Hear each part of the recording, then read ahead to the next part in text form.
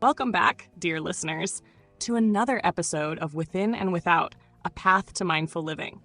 I'm Arya, Elina, your host, and I'm so grateful to have you with us as we continue this transformative journey through the Bhagavad Gita. Whether you've been with us from the start or are tuning in for the first time, thank you for joining us in exploring these timeless teachings and their relevance to modern life. In our last episode, we explored Chapter 11, Vishwarupa Darshana Yoga, where Krishna revealed his universal form to Arjuna, a breathtaking vision that encapsulates the infinite nature of the divine. Together with Rayan, we reflected on how this cosmic revelation inspires awe, humility, and surrender, inviting us to see the interconnectedness of all life and our place within the grand design. Today, we move into Chapter 12, Bhakti Yoga, or the Yoga of Devotion. This chapter takes us from the grandeur of the infinite to the intimacy of the heart. Krishna emphasizes that devotion, bhakti, is one of the most accessible and transformative paths to the divine. It's not about rituals, intellect, or elaborate practices. Instead, it's about love, trust, and a personal connection with the sacred. Joining me, as always, is my insightful co-host, Rayan Wells. Rayan, I find Chapter 12 to be incredibly inspiring because it reminds us that the divine isn't far away. It's as close as our own hearts. Through devotion, Krishna shows us a path that transcends barriers of knowledge or circumstance, making spirituality accessible to everyone. What are your thoughts on this chapter? Thanks, Arya. I completely agree. Chapter 12 is a beautiful exploration of the power of love and devotion. Krishna assures Arjuna and us that spirituality isn't about how much we know or achieve. It's about sincerity and connection. What's particularly striking is how Krishna describes the qualities of a devoted person, someone who is humble, compassionate, and free from ego. These aren't just spiritual ideals, they're qualities that make life more meaningful and relationships more fulfilling. Exactly, Rayan. And what I love about Bhakti Yoga is its simplicity. Krishna says that even offering something as small as a leaf, a flower, or a bit of water with love is enough to connect with the divine. It's not the size of the offering that matters, it's the intention behind it. This teaching feels so universal and deeply comforting. As we explore this chapter, we'll dive into the essence of devotion, the qualities of a devoted person, and how Bhakti Yoga compares to other spiritual paths like Jnana Yoga and Karma Yoga. We'll also look at how devotion can be integrated into our modern lives, transforming not just our relationship with the divine, but with ourselves and others. We'll also draw on insights from contemporary spiritual masters like Sadhguru, who emphasizes love as a transformative force, and Ram Dass, who beautifully describes service to others as an act of devotion. Their teachings remind us that Bhakti Yoga isn't confined to any one tradition. It's a universal path that anyone can walk.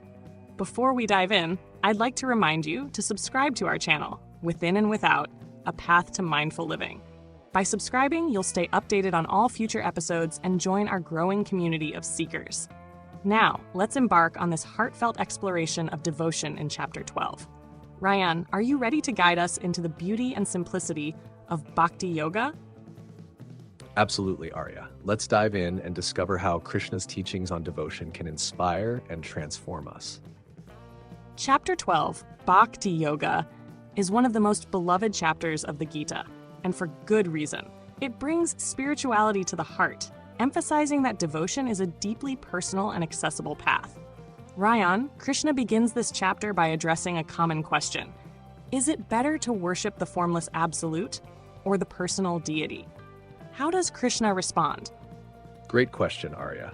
Krishna acknowledges both paths, the formless and the personal, but emphasizes that devotion to a personal deity is often more accessible. He says that while meditating on the formless absolute is possible, it's challenging because the mind struggles to connect with something abstract. Devotion to a personal form, however, allows for a more emotional and relational connection. Krishna assures Arjuna that any sincere act of devotion, regardless of the path, ultimately leads to the same divine essence.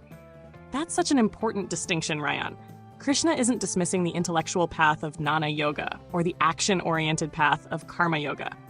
Instead, he's highlighting the unique power of Bhakti Yoga. It engages the heart and allows us to approach the divine with love, trust, and humility. Why do you think this emotional connection is so transformative? It's because love dissolves the ego, Arya. When we approach the divine with devotion, we're not trying to control or intellectualize our experience. Instead, we're surrendering to something greater than ourselves. This surrender fosters humility, compassion, and a sense of unity with the divine. Krishna describes this beautifully when he lists the qualities of a devoted person, someone who is humble, kind, selfless, and free from envy or pride. These aren't just spiritual virtues, they're the foundation for a meaningful and harmonious life. Absolutely, Rayan. And Krishna's teachings on the qualities of a devoted person resonate deeply with modern psychology and mindfulness practices. For example, cultivating kindness and equanimity has been shown to reduce stress and improve relationships. Devotion isn't just about connecting with the divine, it's about transforming how we relate to ourselves and others. Exactly, Arya. And Krishna makes Bhakti Yoga so accessible. He says, "Whoever offers me with love and devotion a leaf, a flower, a fruit, or water, I accept it." This shows that spirituality doesn't require wealth, rituals, or grand gestures. It's the love and sincerity behind the offering that matter. This teaching reminds us that devotion is available to everyone, regardless of their circumstances. Yes, Rayan, and this simplicity is what makes Bhakti Yoga so universal. It's not limited by caste, education, or resources. It's a path open to anyone with a sincere heart. This inclusivity is echoed by modern spiritual teachers like Sadhguru, who often says that love is the most transformative force. He emphasizes that love isn't just an emotion, it's a way of being that aligns us with the divine. That's beautifully said, Arya. And Ram Dass, another contemporary spiritual teacher, often spoke about serving others as an act of devotion. He described how seeing the divine in everyone transforms even the simplest acts of service into powerful spiritual practices. This aligns perfectly with Krishna's teaching that devotion isn't confined to temples or rituals. It's something we can live every day. Exactly, Rayan. Devotion isn't about what we do, it's about how we do it, with love, intention, and humility. Listeners, as you reflect on Krishna's teachings in this chapter, consider this. What does devotion mean to you? How might approaching your daily tasks, relationships, or challenges with a sense of devotion transform your experience? It's a profound question, Arya. And as we continue, we'll explore the historical and cultural context of Bhakti Yoga and how it laid the groundwork for one of the most significant spiritual movements in Indian history. To understand the depth and universality of Bhakti Yoga, it helps to look at the historical and cultural backdrop of the Bhagavad Gita. Rayan, the Gita emerged during a time of transition in Indian spirituality, moving away from ritualistic practices toward more personal and accessible paths. How does Chapter 12 reflect this shift? Great point, Arya. During the Gita's time, the dominant spiritual practices were rooted in the Vedic tradition, which emphasized complex rituals performed by priests. These practices, while significant, often felt exclusive and inaccessible to the broader population. Chapter 12 breaks from this by emphasizing devotion, bhakti, as a path available to everyone. Krishna's assurance that even the smallest offering given with love is enough democratizes spirituality, making it personal and inclusive. Exactly, Rayan. And this message of inclusivity became the foundation for the Bhakti movement, which flourished centuries later. This movement shifted the focus from ritual and caste-based systems to heartfelt devotion and love for the divine. Saints like Mirabai, Kabir, and Tulsidas echoed Krishna's teachings, emphasizing that devotion transcends social boundaries and connects us directly with the sacred. How do you see this connection to the Gita? The Bhakti movement is a natural extension of the Gita's teachings, Arya. These saints carried forward Krishna's message that love and devotion are the highest forms of spirituality. They also personalized the divine, much like Krishna does in Chapter 12, making it easier for people to form an emotional connection with God. This personalization allowed spirituality to become a part of daily life, accessible to farmers, artisans, and everyone in between. And this shift wasn't unique to India. Around the same time, other traditions around the world were also emphasizing personal connection to the divine. For instance, in Christianity, Jesus taught that love is the greatest commandment, and grace is available to all, not just the elite. This focus on love and accessibility resonates deeply with Bhakti Yoga. What similarities do you see, Rayan? There's a strong parallel, Arya. In Christianity, the idea of loving God with all your heart, soul, and mind aligns closely with Krishna's call to devotion. Both traditions emphasize that it's not about external rituals, but internal connection. Similarly, in Islam, ibadah, or worship, is deeply personal, with tawheed, the oneness of God, being central. Sufi mystics like Rumi often describe devotion as a love affair with the divine, mirroring the emotional depth of Bhakti Yoga. That's beautifully put, Rayan. And in Buddhism, while devotion isn't framed in theistic terms, the practices of compassion and loving kindness, metta, reflect similar principles. They encourage seeing the sacred in all beings and cultivating unconditional love. Krishna's teachings in Chapter 12 seem to echo this universal message of love and connection, don't they? They absolutely do, Arya. Whether it's through Bhakti Yoga or practices like metta, the underlying theme is the same: transcending ego and cultivating love and compassion. Krishna's teachings remind us that devotion isn't just about connecting with the divine, it's about transforming how we relate to the world and each other. Listeners, as you reflect on this historical and cultural context, consider how Krishna's message of devotion resonates with your own spiritual or personal journey. What does it mean to approach life with love, sincerity, and humility? And how might this perspective deepen your connection with the sacred? That's a powerful question, Arya. And as we move forward, we'll explore how Bhakti Yoga can be applied to modern life, offering practical ways to bring devotion into our daily routines. Krishna's teachings on Bhakti Yoga feel timeless, yet they're also deeply practical for navigating modern life. Devotion, as Krishna describes it, isn't about rituals or doctrines. It's about cultivating love, humility, and connection. Rayan, let's start with how these teachings can be applied in everyday life. What do you think devotion looks like in a modern context? Great question, Arya. In modern life, devotion doesn't have to mean traditional worship. It can be as simple as offering gratitude before a meal, dedicating your work to a higher purpose, or finding joy in serving others. Krishna's message is clear. Devotion is about the sincerity of your heart, not the grandeur of your actions. For example, taking a moment to reflect on the beauty of nature or expressing kindness to a stranger can be acts of devotion. Exactly, Rayan. And this simplicity makes Bhakti Yoga so accessible, even in our busy lives. Devotion isn't something separate from daily routines. It's woven into how we approach the tasks and interactions that make up our day. For instance, what if we saw mundane chores as offerings of service, performed with love and mindfulness? How might that transform our experience? It's a profound shift, Arya. When we bring love and intention into our actions, even the simplest tasks become meaningful. This aligns with modern mindfulness practices, which emphasize being fully present in whatever we're doing. Sadhguru often says that devotion isn't about what you do, it's about how you do it. By approaching life with love and sincerity, we align ourselves with the divine in a very tangible way. And devotion doesn't just transform our relationship with the divine, it also deepens our relationships with others. Krishna describes a devoted person as one who is kind, compassionate, and free from envy or pride. These qualities are the foundation of healthy, loving relationships. How can we integrate these qualities into our personal connections, Rayan? It starts with selflessness, Arya.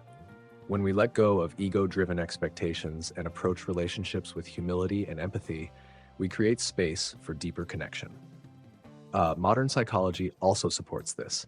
Practicing gratitude and active listening are proven ways to strengthen relationships. Devotion, in this sense, isn't just about love for the divine. It's about seeing the divine in the people around us and honoring them with kindness and respect. That's so beautifully said, Rayan. And Krishna's teachings on equanimity, remaining calm and centered regardless of circumstances, are especially relevant today. In a world filled with stress and uncertainty, cultivating this sense of balance can be life-changing.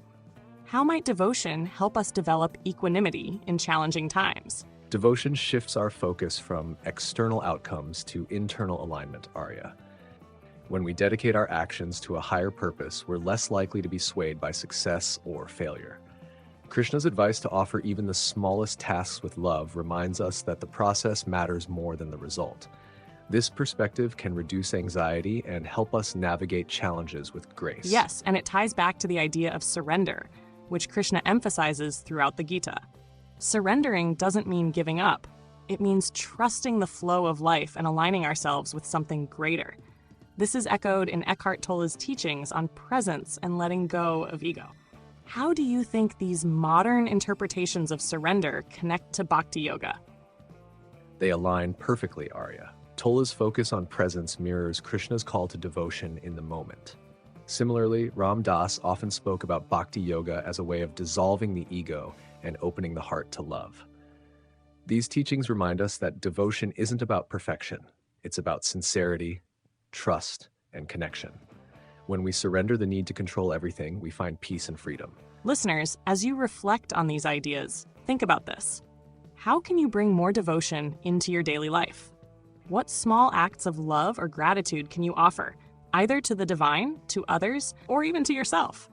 And how might these practices transform your experience of the world? That's such a powerful reflection, Arya. Let's take a moment to integrate Krishna's teachings on Bhakti Yoga into a simple mindfulness exercise. This practice is designed to help you cultivate devotion and gratitude, two qualities Krishna emphasizes as paths to the divine. To begin, find a comfortable position. You can sit cross-legged on the floor or on a chair with your feet flat on the ground. Let your hands rest gently on your knees or in your lap. If you feel comfortable, close your eyes. Take a deep breath in through your nose and exhale slowly through your mouth. Let's do this a couple more times. Inhale deeply and exhale slowly, letting go of any tension in your body. Now bring your attention to your heart center, the space at the middle of your chest.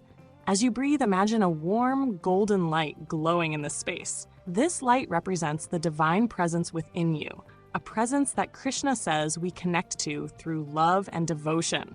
With each inhale, imagine this light growing brighter and more radiant. With each exhale, feel it spreading outward, filling your entire being with warmth and peace. Next, think of someone or something you are deeply grateful for. It could be a loved one, a mentor, or even a moment of kindness or beauty you've experienced recently. As this person or moment comes to mind, silently offer them love and gratitude.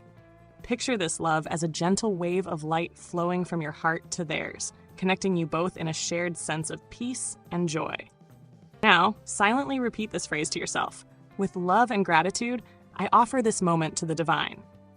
As you say these words, imagine offering everything, your thoughts, your emotions, even your breath, as a simple act of devotion. Feel a sense of lightness and surrender as you let go of any tension or resistance. Take one more deep breath in and a long exhale. Slowly bring your attention back to your surroundings. Wiggle your fingers and toes, and when you're ready, gently open your eyes. Notice how you feel. Perhaps a little lighter, a little more connected, or a little more peaceful. Remember, this practice is something you can return to anytime you want to cultivate devotion and gratitude in your life. Even the smallest moment of love, offered with sincerity, is enough to connect you with the divine. Thank you for joining me in this exercise. Krishna's teachings on Bhakti Yoga, love and devotion as paths to the divine, are not just central to the Bhagavad Gita. They resonate deeply with spiritual traditions across the world. Rayan, how do you see the themes of Bhakti Yoga reflected in other faiths? There are so many parallels, Arya. Let's start with Christianity. In the New Testament, Jesus teaches that love is the greatest commandment. Love the Lord your God with all your heart, and with all your soul, and with all your mind. This emphasis on wholehearted devotion aligns beautifully with Krishna's teachings. Both traditions highlight that it's not about elaborate rituals, but the sincerity of our love and connection with the divine. That's such a beautiful parallel, Rayan. And in Islam, we see a similar focus on devotion and surrender. The very word Islam means submission, and the act of prayer, salah, is a demonstration of love, humility, and devotion to Allah. Sufi mystics, like Rumi, often describe their relationship with the divine as a love affair, where the heart dissolves into the beloved. How does this resonate with Bhakti Yoga? It's deeply connected, Arya. In Bhakti Yoga invites us to approach the divine with love and trust, much like the Sufi tradition invites surrender and connection through love. Both paths remind us that devotion is transformative. It dissolves the ego and fosters unity with the divine. Both traditions emphasize transcending the self to connect with something greater. In Bhakti Yoga, this connection is with Krishna. In Buddhism, it's with the interconnectedness of all life. Both paths use love as a bridge to transcend ego and foster unity, compassion, and peace. It's a reminder that Bhakti Yoga isn't confined to one tradition or practice, Arya. Whether it's offering a prayer, expressing gratitude, or caring for the earth, devotion can take many forms. The common thread is love. Love for the divine, for others, and for the world we live in. Listeners, as you reflect on these, think about how devotion shows up in your life. What moments or practices help you feel connected to the divine, to others, or to the world around you? And how can these moments deepen your sense of love and unity? It's a powerful reflection, Arya. Before we close today's episode, let's take a moment to reflect on Krishna's beautiful teachings on Bhakti Yoga.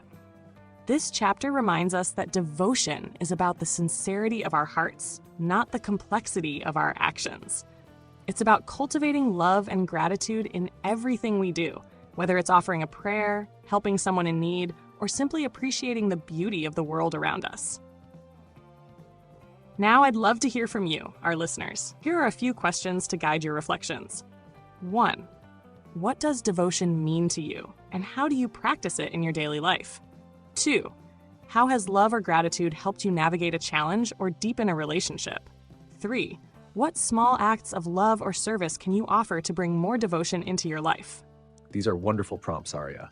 And remember, listeners, devotion doesn't have to look a certain way. Whether it's through quiet reflection, acts of service, or simply being present with your loved ones, every act of love and connection is an expression of devotion.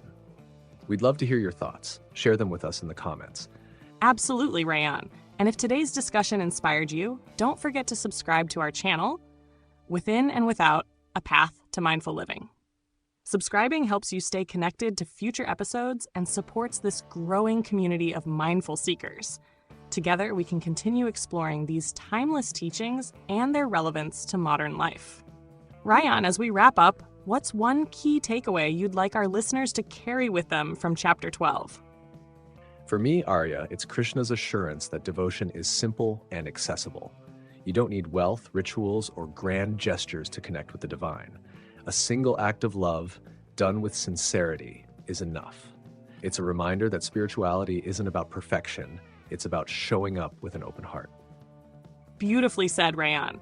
And listeners, as Krishna teaches us, devotion isn't confined to a specific tradition or practice.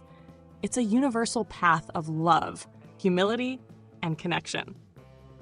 In our next episode, we'll dive into Chapter 13, The Field and the Knower of the Field, where Krishna explores the nature of the self and the body. It's a fascinating chapter, and we're excited to share it with you. Until then, stay mindful, stay connected, and remember, devotion is the light that guides us to the divine. Thank you for joining us on Within and Without, A Path to Mindful Living, and we'll see you next time. Join us on Within and Without, A Path to Mindful Living, as we explore the art of mindfulness together. Subscribe to our channel for more insights and practices to bring mindfulness into your everyday life.